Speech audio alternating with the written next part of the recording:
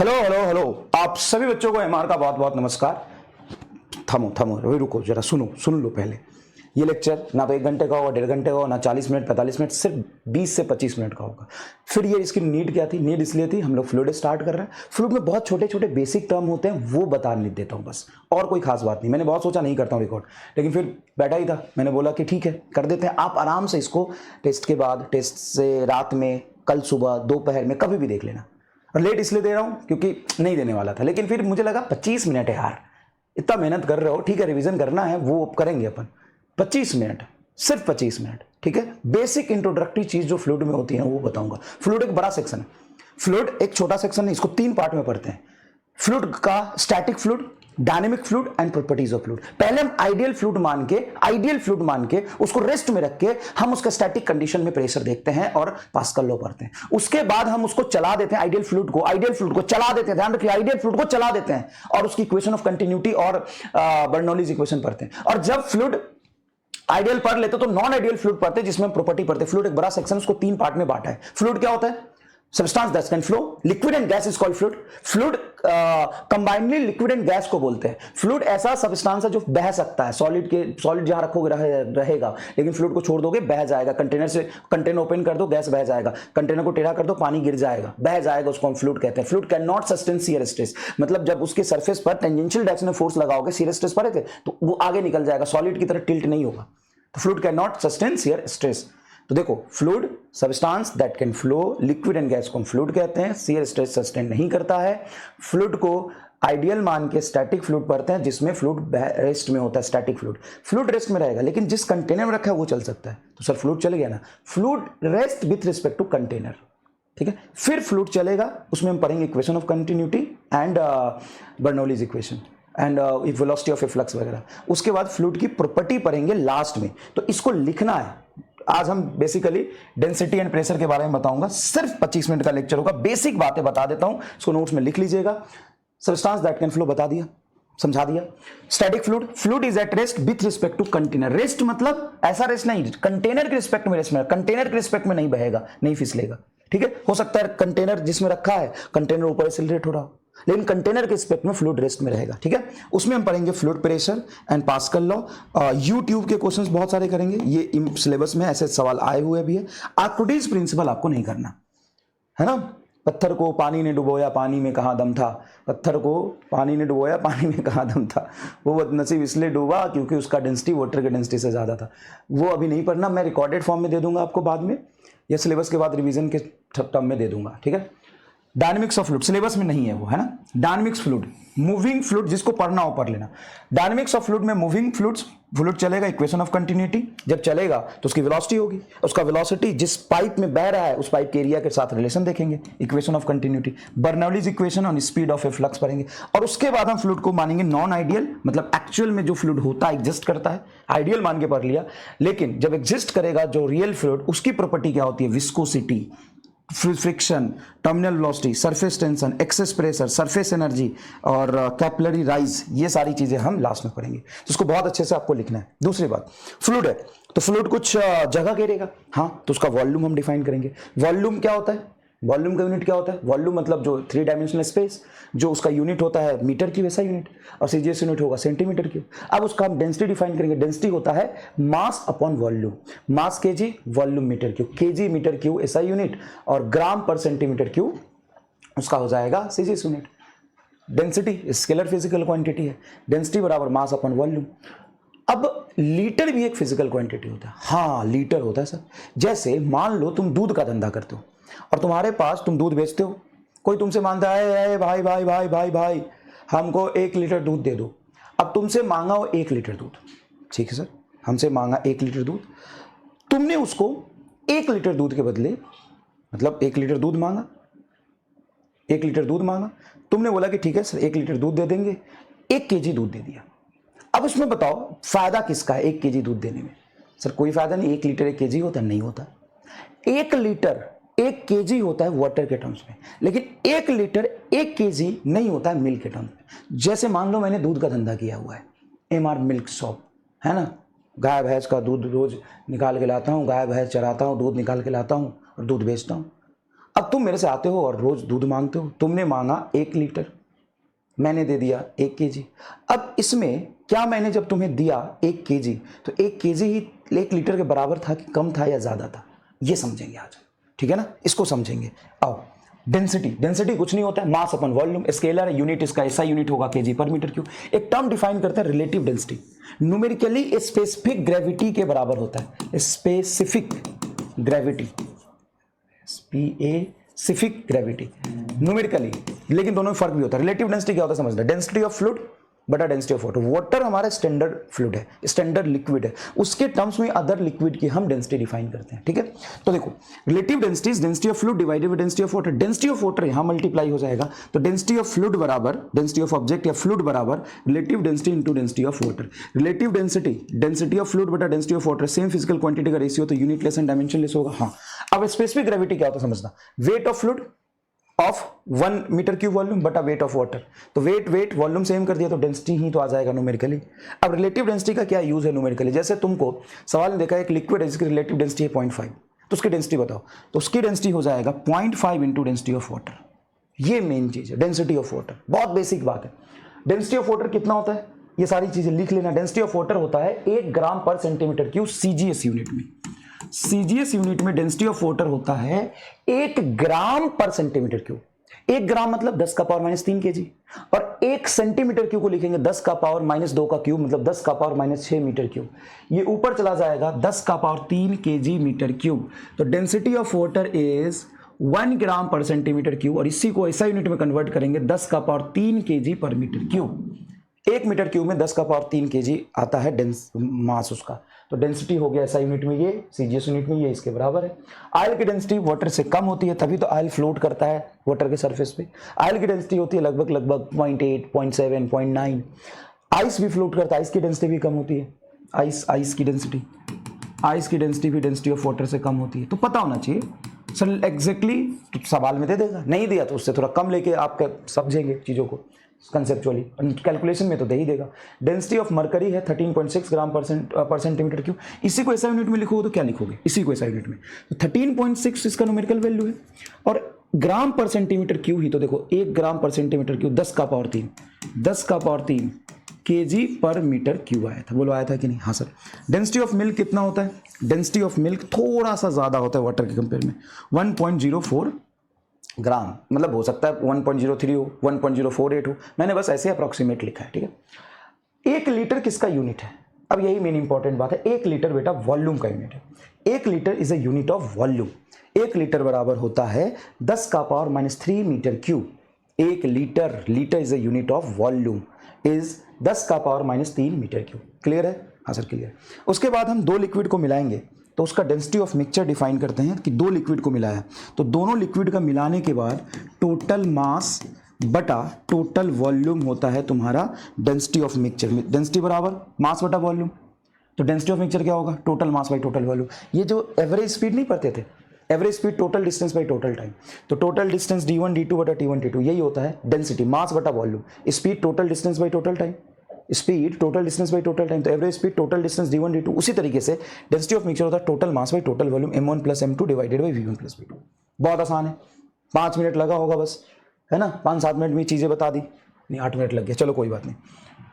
ये देखो, 2 liquid of mass m1 and m2 having same density, then find density of the mixture. तो density of the mixture क्या होगा sir, density of mixture जब आप निकालोगे तो होता है total mass m1 plus m2 बटा total volume v1 plus v2। हाँ सर, ये फॉर्मूला लगाएंगे। लेकिन एक चीज तुमने ध्यान नहीं दिया, ये क्या बोला है, 2 लिक्विड का मास अलग है लेकिन उसकी डेंसिटी तो सेम है। जब सेम ही डेंसिटी है तो मिक्सचर की डेंसिटी लिक्विड की डेंसिटी के बराबर ही रह जाएगा, लिक्विड की डेंसिटी के बराबर ही रह जाएगा, क्योंकि वो अलग लिक्विड तो बनाए नहीं ना, वही लिक्विड है। जब आप 2 अलग अलग डेंसिटी के लिक्विड को मिलाओगे तब तो डेंसिटी ऑफ द मिक्सचर की बात करोगे। अलग अलग लिक्विड है, दोनों की मास अलग अलग लेकिन डेंसिटी सेम है, इसका मतलब क्या है, अभी सेम डेंसिटी वाली लिक्विड है उसको मिला दिया तो उसकी डेंसिटी सेम ही रह जाएगी। जब अलग अलग डेंसिटी होगा तब तो बात हुआ। जैसे मान लो कि पहला लिक्विड है जिसका मास है m1, डेंसिटी है ρ1, दूसरा लिक्विड है जिसका मास है m2, डेंसिटी है ρ2। हाँ, अब बात हुई ना, अलग अलग डेंसिटी, तब यहां पे निकालोगे density of the mixture is equal to, एक ही formula density of the mixture का, टोटल मास बटा टोटल वॉल्यूम। सर वॉल्यूम तो हमें पता ही नहीं, कोई बात नहीं, वॉल्यूम नहीं पता। यहां पे वॉल्यूम बराबर क्या होता है, डेंसिटी बराबर क्या होता है, मास अपॉन वॉल्यूम। डेंसिटी बराबर क्या होता है, मास अपॉन वॉल्यूम। तो वॉल्यूम को इधर लाओगे तो वॉल्यूम बराबर हो जाएगा मास अपॉन डेंसिटी। हाँ सर, तो रखो यहाँ पे, ऊपर टोटल मास हमने लिख लिया बटा इसका वॉल्यूम बोलो क्या होगा, वॉल्यूम होगा m1 by rho one, m1 by rho one plus m2 by rho two, ऐसे लिखेंगे। यही फंडामेंटल फॉर्मूला, टोटल मास बटा टोटल वॉल्यूम। जैसे मान लो ये लिक्विड है, m1 मास है इसका, v1 वॉल्यूम है, दूसरा लिक्विड है, m2 मास है, वॉल्यूम v2 है। तो हमें क्या बताया, दो लिक्विड का मास और volume, mass m1 volume v1, mass m2 volume v2। Density of mixture क्या होगा, डेंसिटी ऑफ मिक्सचर होगा टोटल मास m1 प्लस m2 बटा total volume v1 plus v2। तुम्हें मास भी पता है, वॉल्यूम भी पता है, ये डेंसिटी ऑफ मिक्सचर होगा, खत्म। इसको बॉक्स में बना के लिखो, सिंपल सी बात है। तो दो लिक्विड है, हाँ सर दो लिक्विड है, इस दो लिक्विड में हमें उसका मास और डेंसिटी पता था, दूसरे का मास डेंसिटी पता, डेंसिटी ऑफ मिक्सचर का total mass by total volume, volume को रख दो। इधर देखो, इधर देखो, यहां पे पहले लिक्विड का मास हमें पता है और उसका वॉल्यूम पता है, दूसरे लिक्विड का मास पता है, वॉल्यूम पता है, तो डेंसिटी ऑफ मिक्सचर क्या होगा, total mass by total volume. अब एक तीसरा केस और बनेगा, क्या, m1 नहीं, रो1 v1, पहले लिक्विड का डेंसिटी और वॉल्यूम पता है, दूसरे लिक्विड का भी डेंसिटी और वॉल्यूम पता है, इसको मिक्स कर दिया। तो डेंसिटी ऑफ मिक्सचर आप हमेशा लिखोगे total mass by total volume, तरीका यही होगा निकालने का। अब पहले का मास बोलो क्या होगा, सर मास बराबर हम यहां से लिख सकते हैं, मास बराबर क्या होता है, डेंसिटी इंटू वॉल्यूम, ये सब जानता है, डेंसिटी इंटू वॉल्यूम। तो मास बराबर होगा density rho one into V one plus rho two into V two बटा v1 प्लस v2, ये आएगा। तो तुम्हें तरीका समझ में आया, चाहे गिवन कुछ भी हो, total mass by total volume लिखोगे। अब उसमें से कुछ तुम्हारा नोन रह गया और एक्स्ट्रा कुछ और दिया हुआ है तो कन्वर्ट कर लो। जैसे इसमें हमें टोटल मास टोटल वॉल्यूम चाहिए, तो टोटल मास टोटल वॉल्यूम ही दिया था, इसमें टोटल मास टोटल वॉल्यूम चाहिए लेकिन हमें डेंसिटी दिया हुआ था, तो हमने वॉल्यूम को डेंसिटी में कन्वर्ट कर लिया, वॉल्यूम नहीं पता था। इसमें मुझे मास नहीं पता है तो मास को डेंसिटी और वॉल्यूम में कन्वर्ट कर लिया। लॉजिक क्लियर है तो कमेंट बॉक्स में जरूर लिख देना सर, सुपर डुपर समझ आ गया, सुपर डुपर क्लियर है, सुपर डुपर क्लियर है। अब एक छोटा सवाल ऐसा बनता है, when two liquid of same mass, दो लिक्विड है m1 बराबर m और m2 बराबर भी m, same mass but different density, इसकी डेंसिटी रो1, इसकी density rho two, they are mix together, then find density of the mixture, then find density of the mixture. बताओ, और सुनो ना, रिवीजन की चिंता ना मैं लेके बैठा हूं तुम्हारा, और मैंने प्रॉमिस किया है कराऊंगा तो कराऊंगा, है ना, कराऊंगा, बहुत अच्छे से कराऊंगा। इन छुट्टियों का देखना मैं कैसे यूज करके तुम्हारा रिवीजन करा दूंगा, ठीक है। डेंसिटी ऑफ मिक्सचर क्या होगा, total mass by total volume.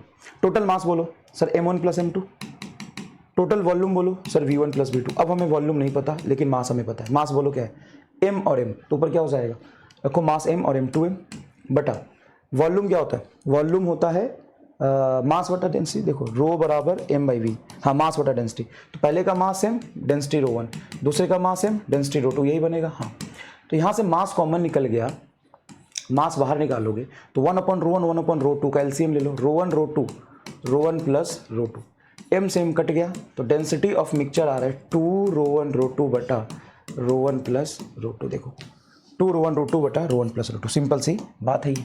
हाँ सर, तो यही बस छोटी छोटी चीज़ें हैं, कितनी इजी तरीके समझ में आई होगी।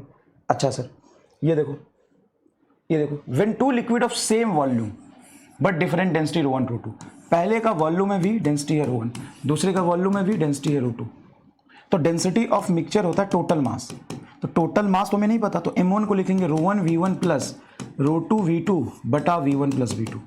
अब मुझे बोलो कि v दोनों का कॉमन था, तो यहाँ से v और v रखोगे, दोनों का सेम वॉल्यूम है v और v, तो v और v कॉमन आ जाएगा बाहर, भी अंदर बचेगा रो1 प्लस रो2, और यहाँ पे v 2v, तो ये v से v कट गया, तो रो1 प्लस रो2 बाई 2 आ गया डेंसिटी ऑफ मिक्सचर। हाँ सर, तो डेंसिटी ऑफ मिक्सचर ये आ गया। सर आपको ये वैसा नहीं लग रहा, कैसा है सर, एवरेज स्पीड जैसा ही तो है, speed s1 plus s2 by 2 या 2s1 s2, वही सेम केस तो बन रहा है। अब एक जोरदार मास्टर बता दो फील के लिए, बस और कुछ खास बात नहीं। देख डेंसिटी ऑफ मिक्सचर क्या है सर, डेंसिटी ऑफ मिक्सचर है टोटल मास जैसे टोटल डिस्टेंस बटा टोटल टाइम जैसे टोटल वॉल्यूम। हाँ अब एक बात बता, अगर मैं मास सेम रखता हूँ तो मास सेम रखूंगा तो m और m ऊपर 2 का फैक्टर आएगा। हाँ सर ऊपर 2 का फैक्टर आएगा मास, और ऊपर 2 का फैक्टर आया है तो वैसे यही तो बनता है 2 रो1 रो2 बटा रो1 प्लस रो2। वहां पे जब डिस्टेंस इक्वल होता था, याद कर डिस्टेंस इक्वल होता था, तो अगर स्पीड है s1 s2 इक्वल डिस्टेंस के लिए तो 2s1 s2 करते थे, क्यों, क्योंकि ऊपर में 2 का फैक्टर आएगा। एक होता था average speed S1 plus S2/2। यहां पे अगर वॉल्यूम सेम है तो वॉल्यूम सेम, वी तो नीचे 2 का फैक्टर आएगा। अरे हाँ, अब बोले मास्टर ओपी। अब देख तुम्हें वो भी फॉर्मूला याद हो गया होगा और ये भी फॉर्मूला याद हो गया। कैसे? Average speed is equal to total distance by total time. अगर मान ले इक्वल टाइम के लिए स्पीड सेम रखा तो equal time T1 T2, equal time रखो नीचे 2 आएगा तो सीधा लिखता था S1 प्लस S2/2। हाँ, यहां पे 2 लिख रहा है density of mixture M1 plus M2/2। अगर मैं वॉल्यूम सेम रखूं तो नीचे 2 का फैक्टर आएगा। हाँ, नीचे 2 का फैक्टर, ये वाला आंसर होगा वॉल्यूम सेम के लिए, और मास सेम के लिए होगा। क्यों? मास सेम तो ऊपर 2 का फैक्टर, देखो ऊपर 2 का फैक्टर। और पैटर्न तो तुम्हें एवरेज स्पीड उसे पता ही था। बोलो मास्टर ओपी, विजुअलाइज हुआ कि नहीं हुआ? अब प्रेशर क्या होता है भाई साहब? प्रेशर होता है एक यूनिट एरिया पे लगने वाला force acting on unit area, this is called force acting on unit area, this is called pressure. Pressure होता है F/A, प्रेशर होता है F/A।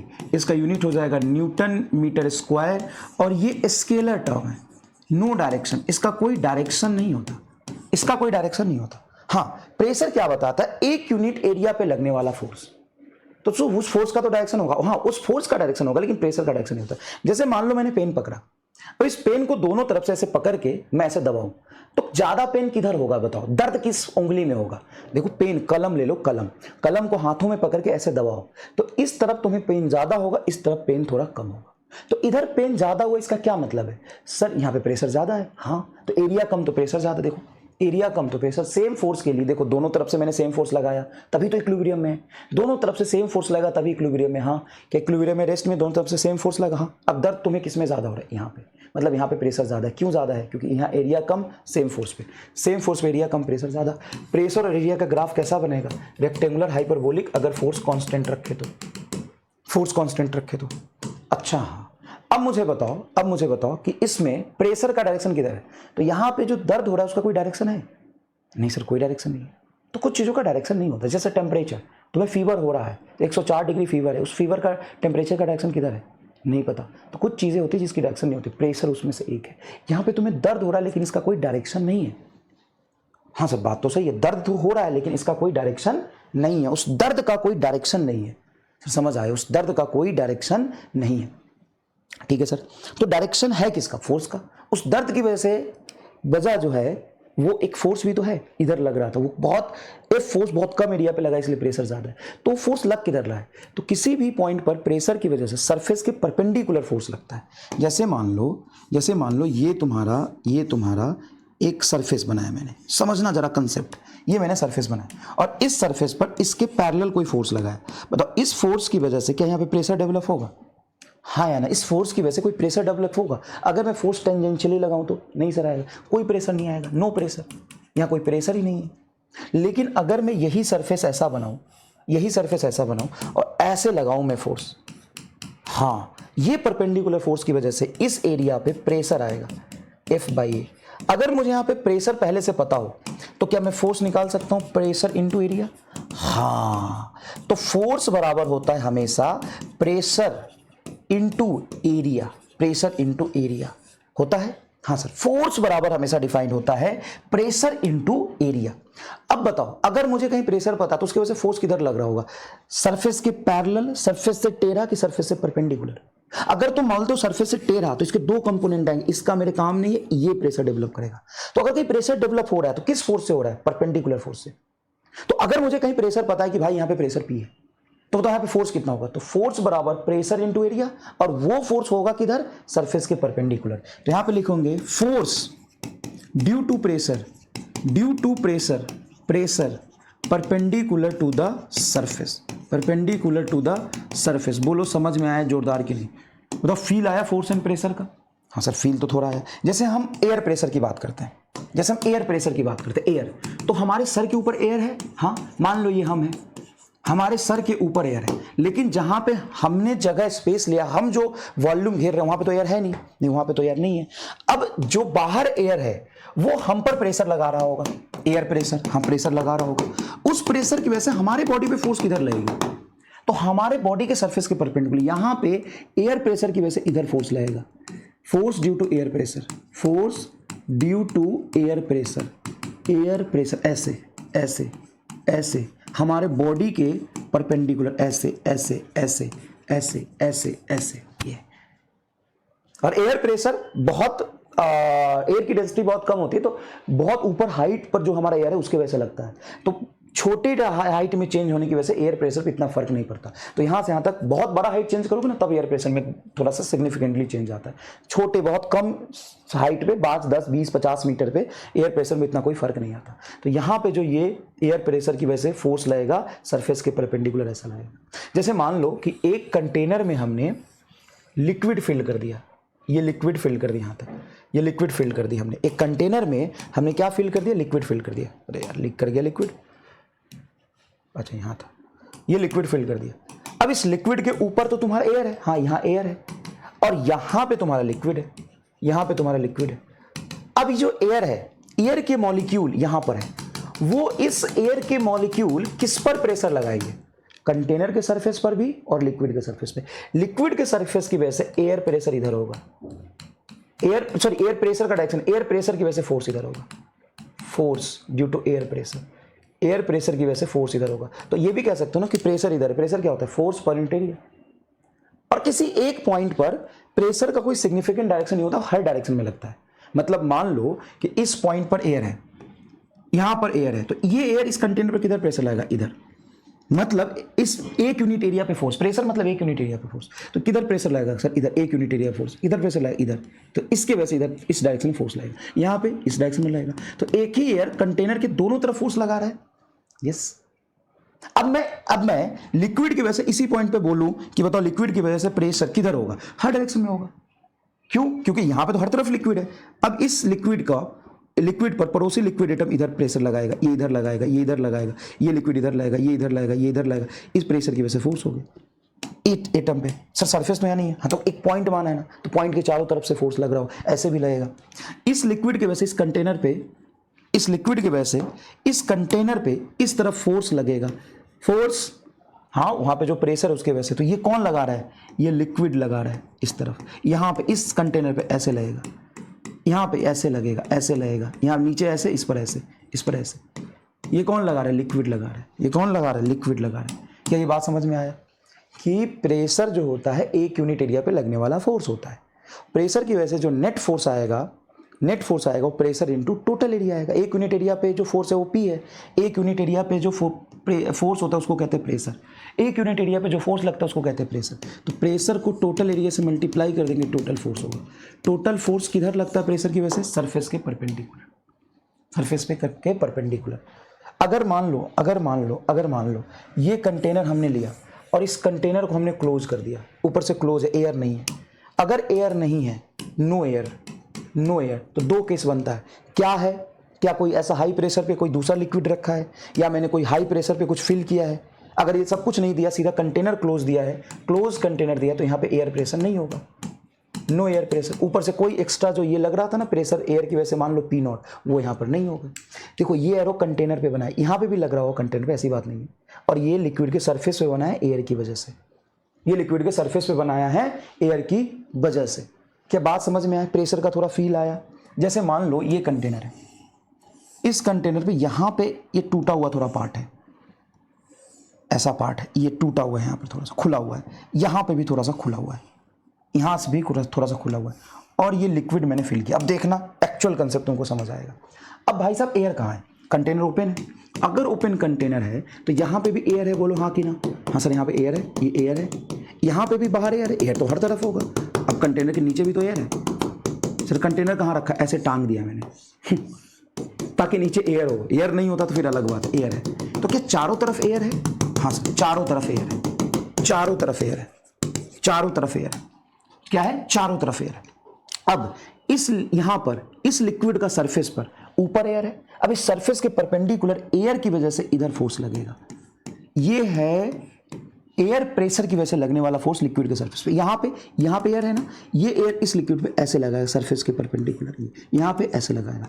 अब देखो एक ही लिक्विड पे एयर की वजह से, एक ही लिक्विड पे एयर की वजह से, जो एयर के प्रेशर की वजह से एक ही लिक्विड में एयर के प्रेशर की वजह से जो फोर्स लग रहा है देखो ऊपर लग रहा है, और इसी लिक्विड पे ऊपर एयर है तो नीचे की तरफ लिक्विड पर लगाएगा। जहां लिक्विड है उसका सरफेस बना, उस सरफेस के बाहर एयर है तो एयर उस सरफेस पे प्रेशर की वजह से फोर्स लगाएगा सरफेस के परपेंडिकुलर। तो यहाँ पे लिक्विड सरफेस है, ऊपर एयर तो ऐसे फोर्स लगेगा। यहाँ पे लिक्विड सरफेस ये देखो ऐसा सरफेस है और ये बाहर एयर ऐसे लगाएगा और ये ऐसे लगाएगा।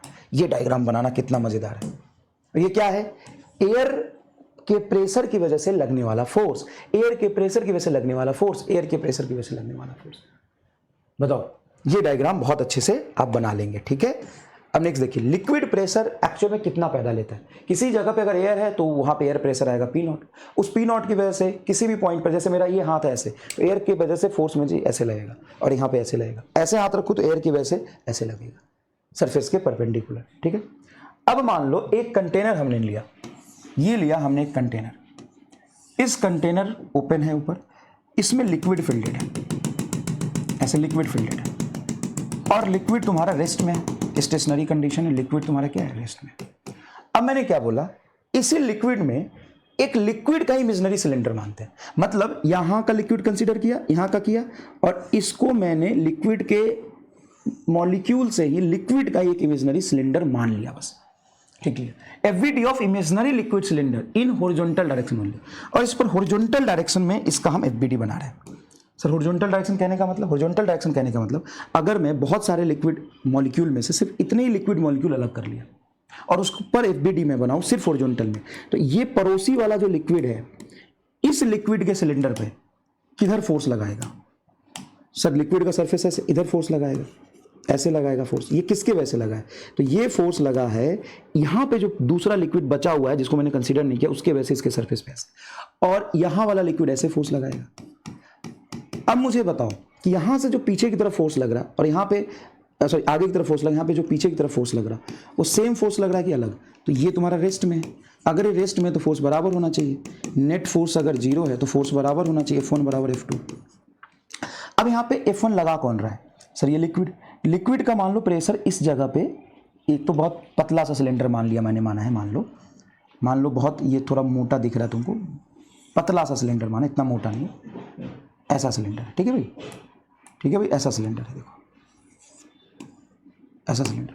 अब मुझे बताओ यहाँ पर अगर मान लो लिक्विड की वजह से प्रेशर है P, तो फोर्स कितना होगा? तो प्रेशर मान लो P1 है, तो P1 इंटू एरिया A, ये फोर्स होगा, इसका A एरिया है, क्रॉस सेक्शन एरिया। और यहाँ पे क्या होगा? सर फोर्स बराबर होता है प्रेशर इंटू एरिया। मान लो यहाँ पे प्रेशर है P2 और एरिया है तो A होगा, A से A कट गया तो P1 बराबर P2। मतलब स्टेशनरी लिक्विड के एक हॉरिजॉन्टल लाइन पर हर जगह प्रेशर सेम होता है। यही तो हो गया। मान लो यहाँ पर प्रेशर और यहाँ पे प्रेशर क्या है? सेम। तो इन स्टेशनरी लिक्विड, इन स्टेशनरी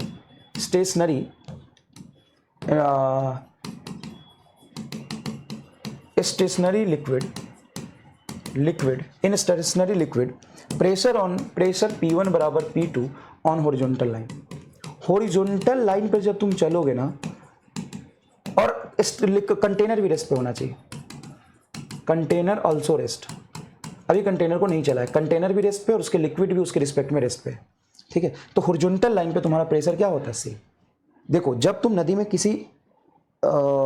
किसी एच डेप्थ पर तैर रहे हो, ऐसे ऐसे सेम लेवल पे तैर रहे हो, और तैरते तैरते तुम आगे जाओगे, तो उसमें तुम्हारा प्रेशर चेंज नहीं होगा हॉरिजॉन्टल लाइन पे। तो लिक्विड हॉरिजॉन्टल लाइन पे सेम प्रेशर लगाता है। अगर यही एफबीडी में वर्टिकल लाइन पे बनाऊं, यही एफबीडी में कहां बनाऊं? वर्टिकल लाइन पे। ये मैंने कंटेनर लिया, इस कंटेनर में लिक्विड फिल्डेड है, इस कंटेनर में देखिए लिक्विड फिल्डेड है, सर ठीक है, लिक्विड फिल्डेड है। ये मैंने लिया लिक्विड के अंदर लिक्विड का ही एक सिलेंडर। अब देखो लिक्विड के अंदर लिक्विड मॉलिक्यूल का ही सिलेंडर लिया है जिसका हाइट मान लो h है और एरिया है। मतलब देखिए इमेजिनरी, हमने देखो लिक्विड पूरा फिल्डेड है कंटेनर में, लिक्विड, बस 5 मिनट एक्स्ट्रा होगा, गाली दोगे तुम या परेशान हो गए, लेकिन मैं कर रहा हूँ, खतला से यहीं तक खत्म कर रहा हूँ। अब देखो बस ये वाली पार्ट समझा देता हूँ। अब देखो एक कंटेनर में, वर्टिकल कंटेनर में लिक्विड फिल्डेड है, उसमें इतने लिक्विड को तुमने एक अलग पार्ट एज्यूम कर लिया, उसी का एक वर्टिकल सिलेंडर माना है, ठीक है। ओके सर, वर्टिकल सिलेंडर माना है।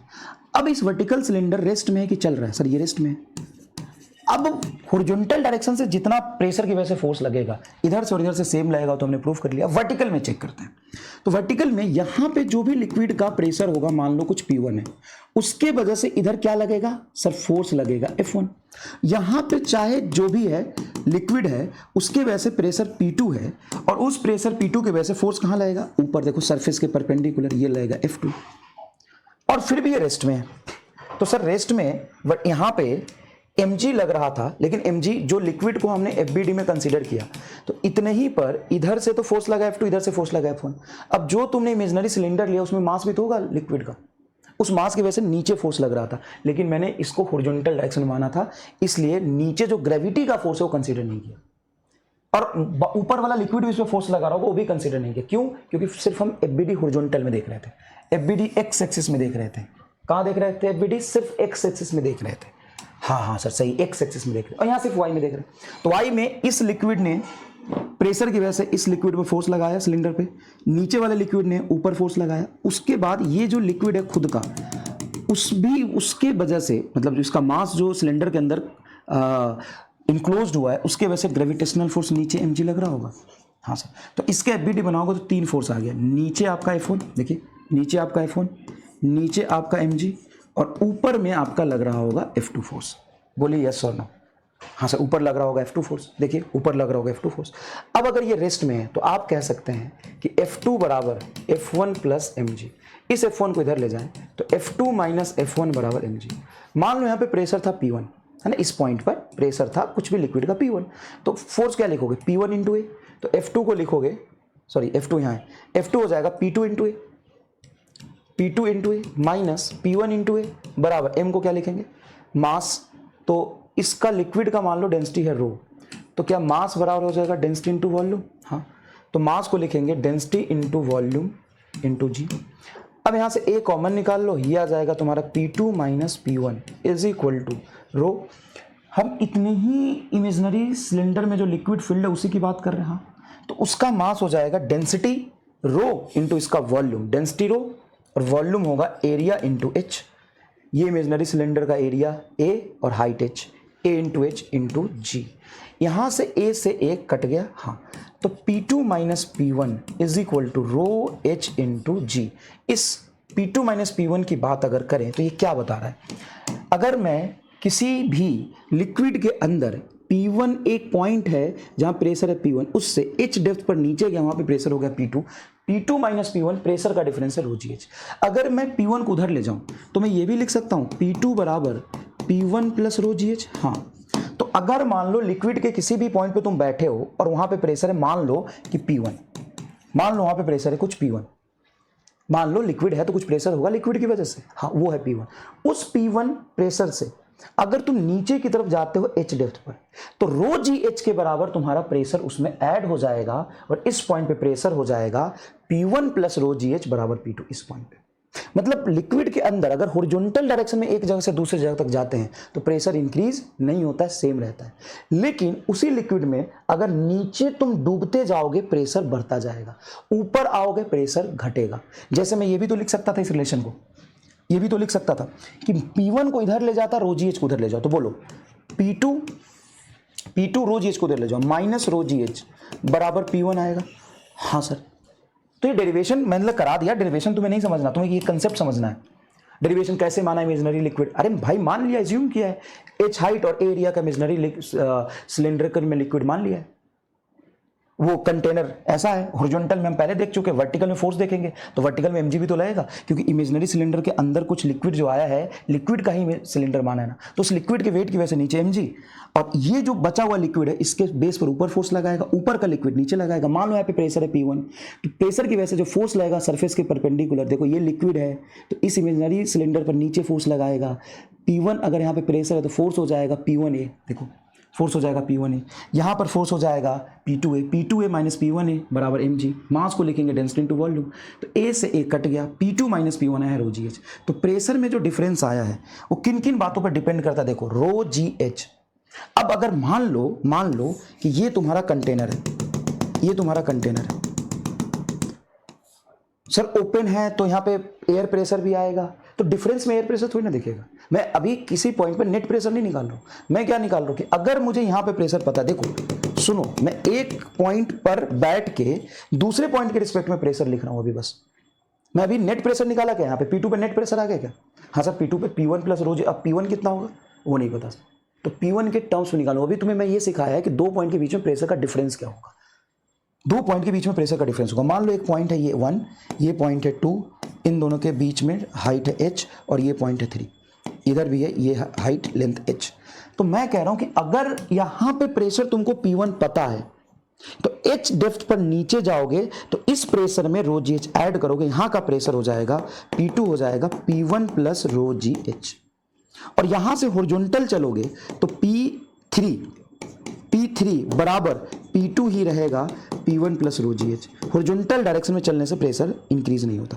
अब ऊपर आओगे, अगर तुम ऊपर H2 डेप्थ आते हो, H2 हाइट आते हो, नीचे से ऊपर आते हो, यहां पे पहुंच गए, मान लो ये पॉइंट है 4, तो इस 4 पर जो प्रेशर होगा, इस 4 पर जो प्रेशर होगा, यहां पर जो भी प्रेशर है तुम्हारा P3 माइनस रो जी H2।